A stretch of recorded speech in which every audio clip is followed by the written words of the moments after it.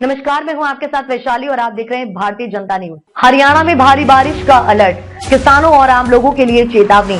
हरियाणा में मानसून अब पूरी तरह सक्रिय हो गया है और मौसम विभाग ने राज्य के 18 जिलों में येलो अलर्ट जारी कर दिया है।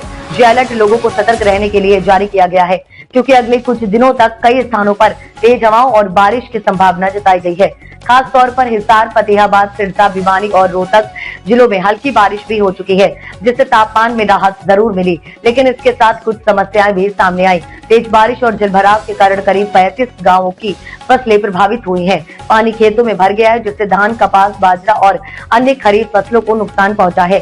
किसानों को सबसे ज्यादा नुकसान कुरुक्षेत्र, करनाल, यमुनानगर और पानीपत जैसे क्षेत्रों में हुआ, जहां बारिश का जल जमाव अब खेतों को बर्बाद करने पर उतारू है। मारकंडा नदी का तटबंध टूटा। कुरुक्षेत्र जिले में बारिश के कारण मारकंडा नदी का तटबंध टूट गया है, जिससे आसपास के खेतों में पानी भर गया है। स्थानीय प्रशासन मौके पर राहत कार्य में जुटा हुआ है, लेकिन किसानों की चिंता अब भी बनी हुई है। कई एकड़ फसल जलमग्न हो चुकी है और ग्रामीणों को अब बाढ़ जैसी स्थिति का सामना करना पड़ रहा है। नदी के तटबंध टूटने की वजह से खेतों के साथ साथ ग्रामीण इलाकों के रास्तों और मकानों में भी पानी भरने लगा है। यमुना का जलस्तर घटा, लेकिन खतरा अभी टला नहीं।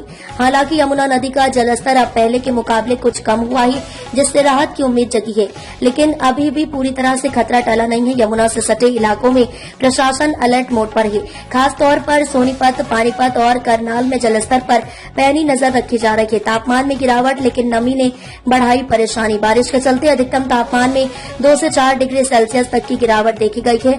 इससे लोगों को गर्मी से तो राहत मिली है, लेकिन वातावरण में नमी बढ़ने के कारण अब संक्रमण और बीमारियों का खतरा भी बढ़ गया है। डॉक्टरों ने लोगों को साफ सफाई बनाए रखने की सलाह दी है। बच्चों और बुजुर्गों को खास तौर पर सतर्क रहने की जरूरत बताई जा रही है। सरकार और प्रशासन की तैयारी। राज्य सरकार ने येलो अलर्ट के चलते सभी जिला अधिकारियों को आवश्यक तैयारियों के निर्देश दिए हैं। निचले इलाकों में पंप लगाकर जल निकासी की जा रही है और किसानों से नुकसान की रिपोर्ट मांगी जा रही है। हरियाणा कृषि विभाग भी इस समय चौकसी और फसल नुकसान के सर्वे की प्रक्रिया जल्द शुरू होने की बात कही गई है।